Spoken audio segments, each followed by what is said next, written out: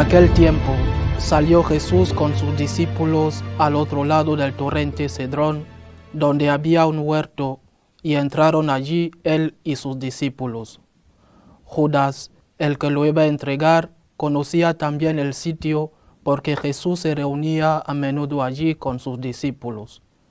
Judas entonces, tomando una cohorte y unos guardias de los sumos sacerdotes y de los fariseos, entró allá con faroles, antorchas y armas. Jesús, sabiendo todo lo que venía sobre él, se adelantó y les dijo: ¿A quién buscáis? Le contestaron. A Jesús el Nazareno. Les dijo Jesús: Yo soy. Estaba también con ellos Judas, el que lo iba a entregar. Al decirles yo soy, retrocedieron y cayeron a tierra. Les preguntó otra vez. ¿A quién buscáis? Ellos dijeron. A Jesús el Nazareno. Jesús contestó: Os he dicho que soy yo.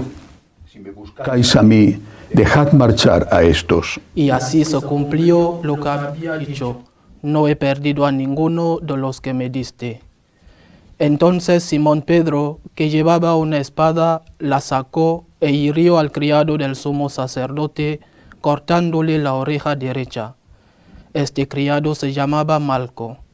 Dijo entonces Jesús a Pedro: Mete la espada en la vaina.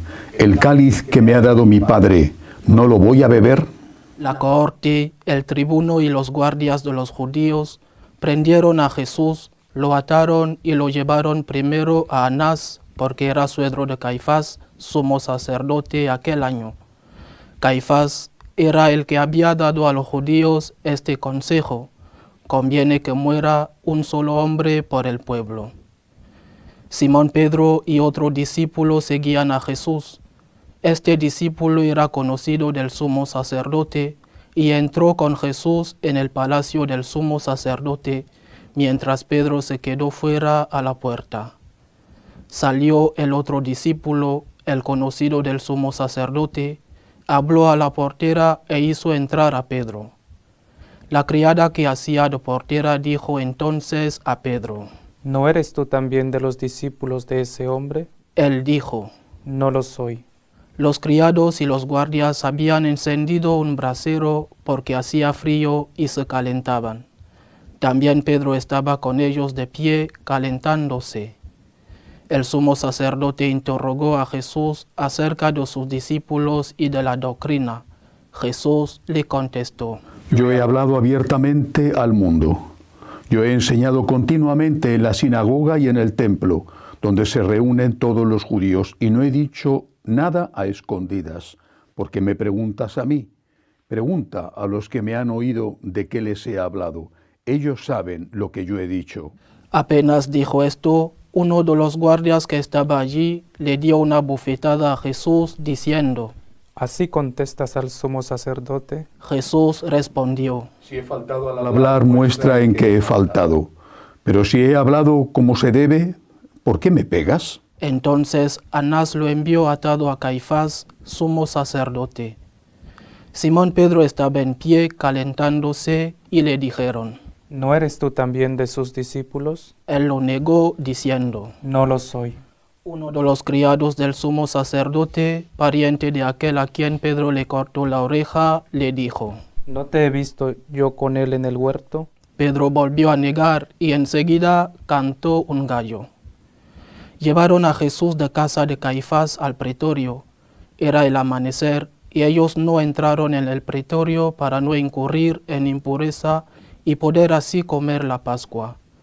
Salió Pilato afuera a donde estaban ellos y dijo: ¿Qué acusación presentáis contra este hombre? Le contestaron: Si este no fuera un malhechor, no te lo entregaríamos. Pilato les dijo: Lleváoslos vosotros y juzgadlos según vuestra ley. Los judíos le dijeron: No estamos autorizados para dar muerte a nadie. Y así se cumplió lo que había dicho Jesús, indicando de qué muerte iba a morir. Entró otra vez Pilato en el pretorio, llamó a Jesús y le dijo: ¿Eres tú el rey de los judíos? Jesús le contestó: ¿Dices eso por tu cuenta o te lo han dicho otros de mí? Pilato replicó: ¿Acaso soy yo judío? Tu gente y los sumos sacerdotes te han entregado a mí, ¿qué has hecho? Jesús le contestó: Mi reino no es de este mundo. Si mi reino fuera de este mundo, mi guardia habría luchado para que no cayera en manos de los judíos.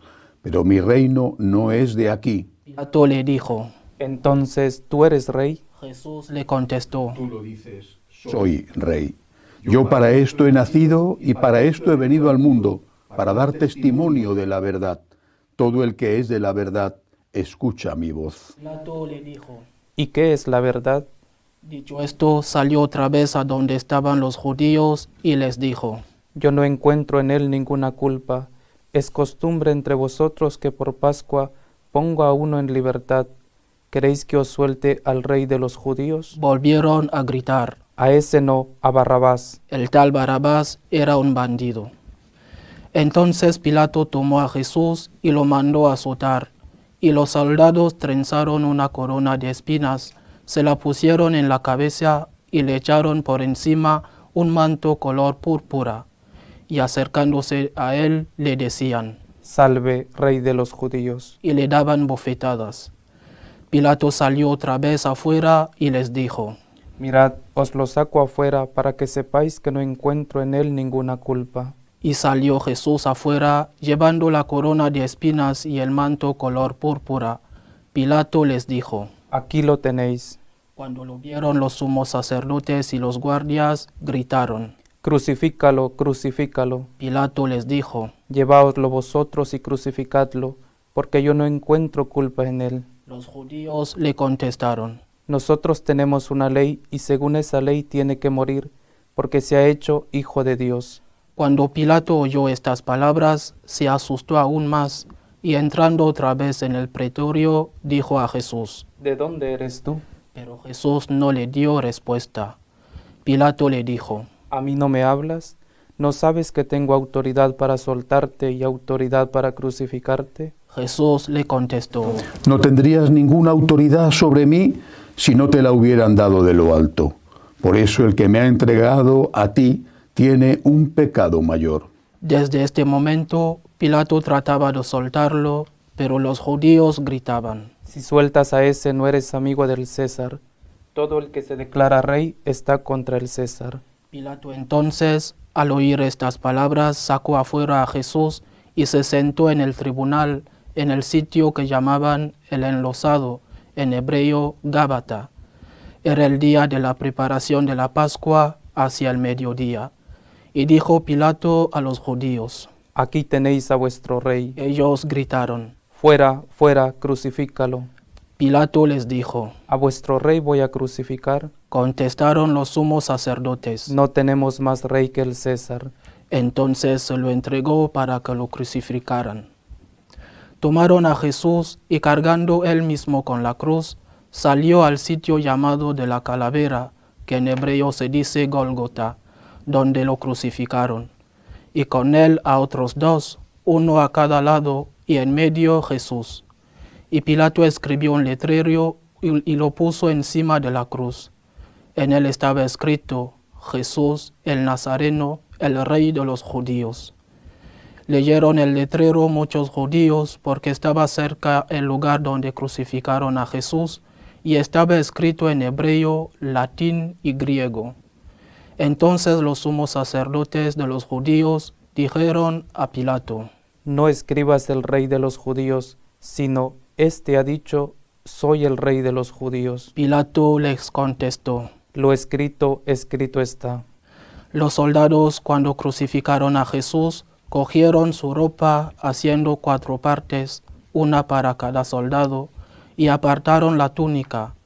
Era una túnica sin costura, tejida toda de una pieza de arriba a abajo, y se dijeron: No la rasguemos, sino echemos a suerte a ver a quién le toca. Así se cumplió la escritura: se repartieron mis ropas y echaron a suerte mi túnica. Esto hicieron los soldados. Junto a la cruz de Jesús estaban su madre, la hermana de su madre, María, la de Cleofás, y María la Magdalena. Jesús, al ver a su madre y cerca al discípulo que tanto quería, dijo a su madre: Mujer, ahí tienes a tu hijo, Luego dijo al discípulo, ahí tienes a tu madre. y desde aquella hora el discípulo la recibió como algo propio. Después de esto, sabiendo Jesús que todo estaba cumplido para que se cumpliera la escritura, dijo, Tengo sed. había allí un jarro lleno de vinagre, y sujetando una esponja empapada en vinagre a una caña de hisopo, se la acercaron a la boca. Jesús, cuando tomó el vinagre, dijo, Está cumplido. e inclinando la cabeza, entregó el espíritu.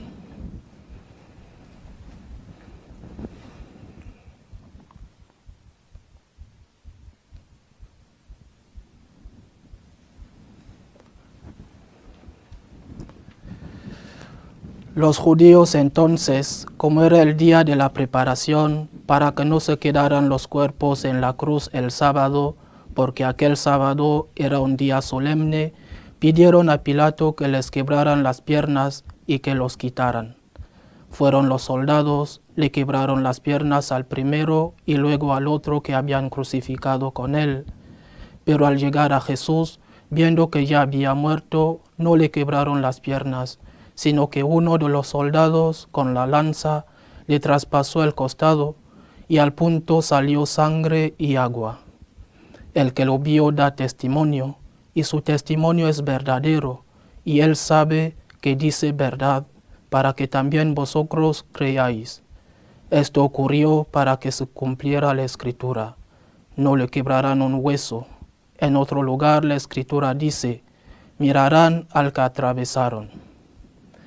Después de esto, José de Arimatea, que era discípulo de Jesús, aunque oculto por miedo a los judíos, pidió a Pilato que le dejara llevarse el cuerpo de Jesús, y Pilato lo autorizó. Él fue entonces y se llevó el cuerpo. Llegó también Nicodemo, el que había ido a verlo de noche, y trajo unas 100 libras de una mixtura de mirra y aloe.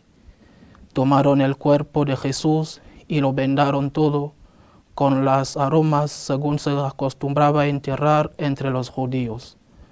Había un huerto en el sitio donde lo crucificaron, y el huerto un sepulcro nuevo donde nadie había sido enterrado todavía.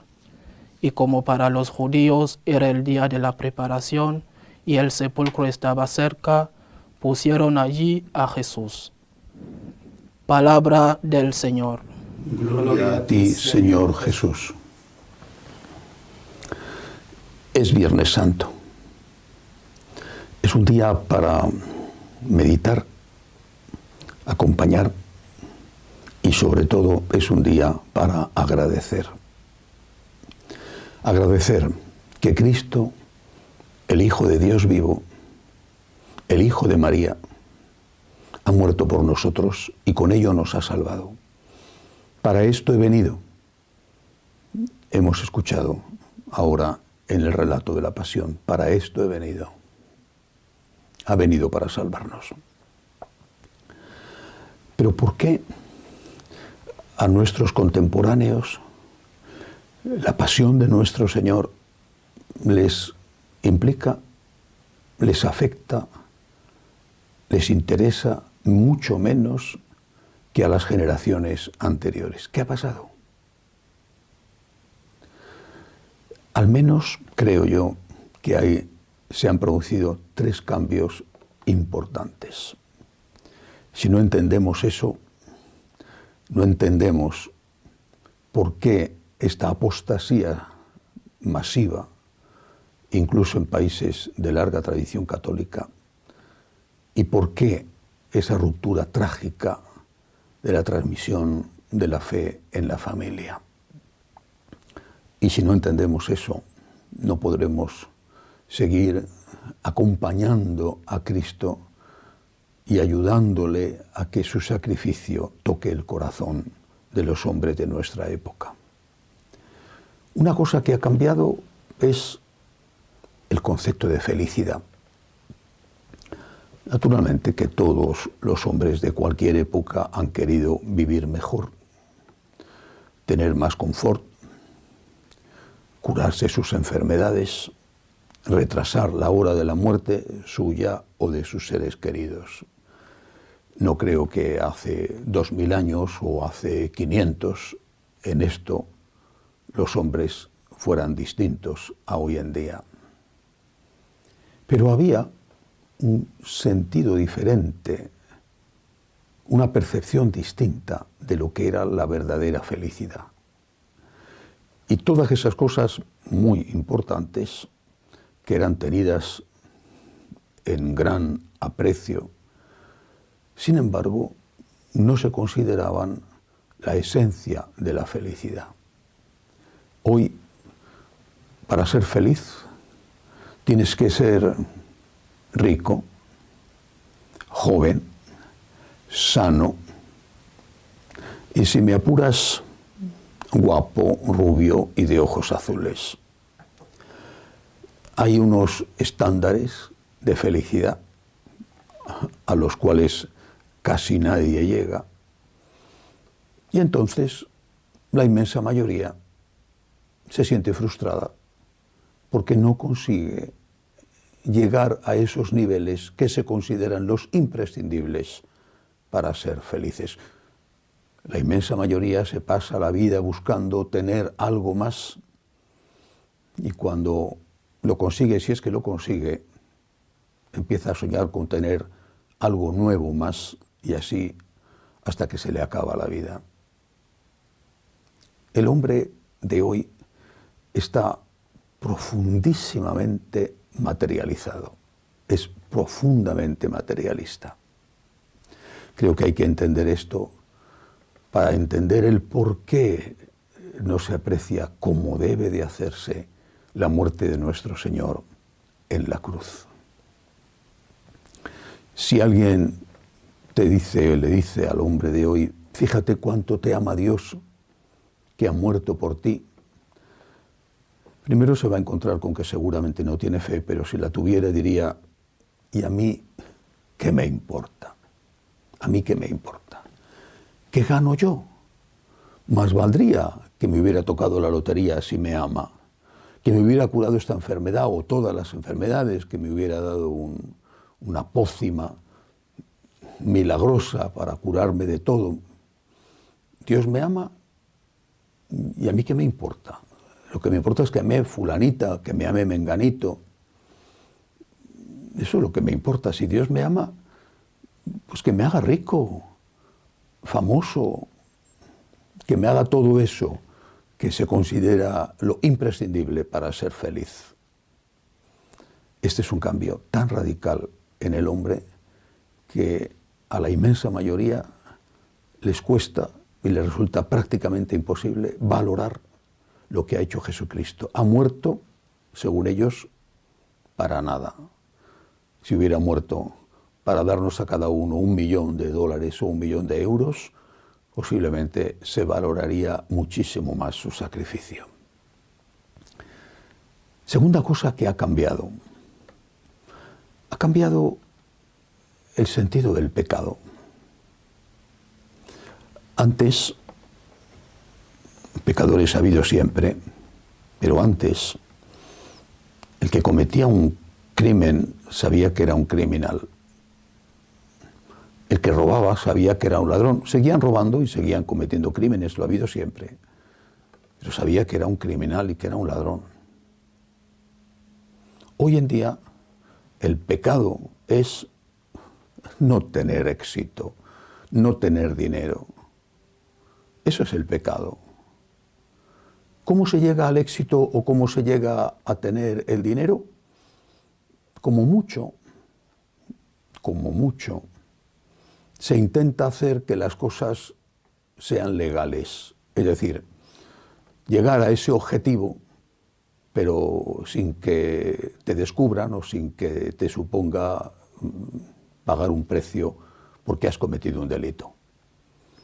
El pecado no es robar, matar, mentir, engañar a la esposa o al marido, matar a un niño en el vientre de su madre, dejar a un anciano abandonado a su suerte, hacer una guerra. El pecado es no tener dinero. Eso es el pecado.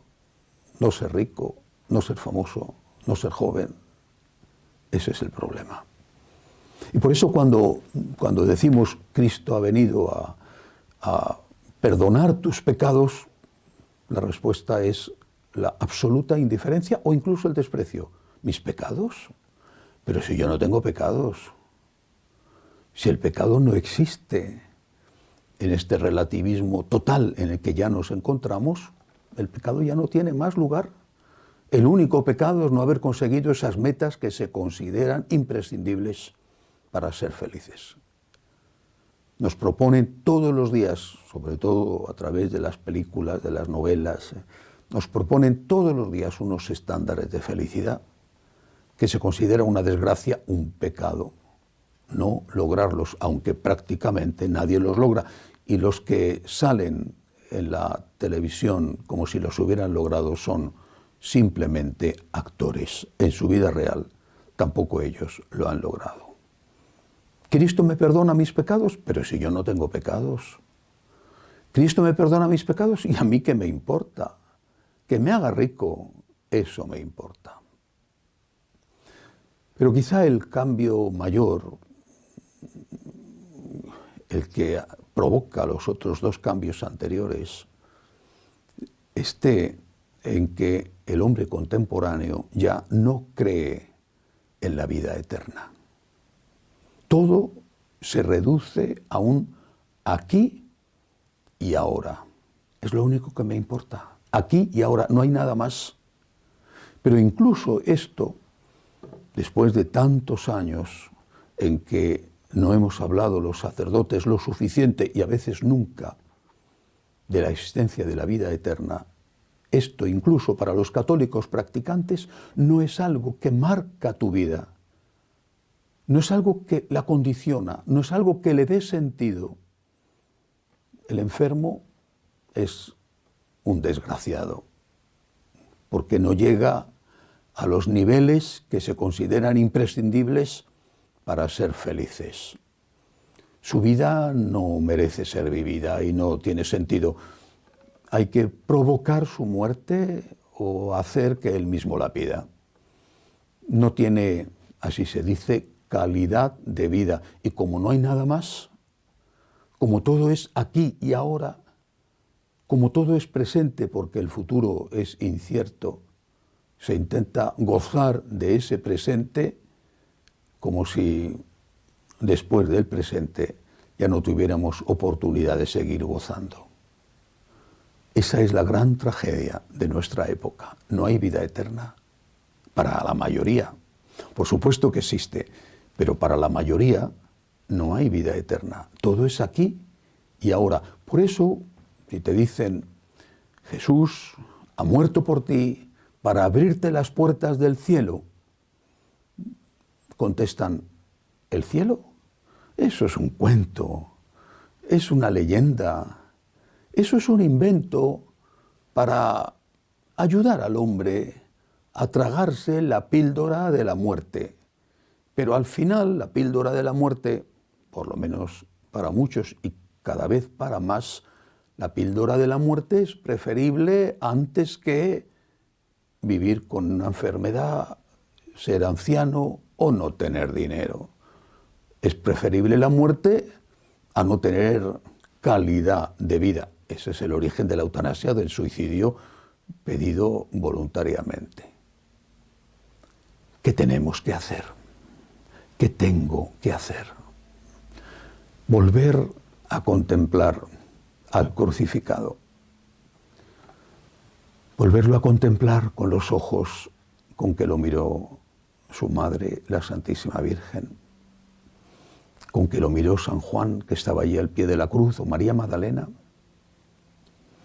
Volver a contemplar al crucificado con los ojos con que no lo vieron físicamente, pero sí espiritualmente, San Pablo,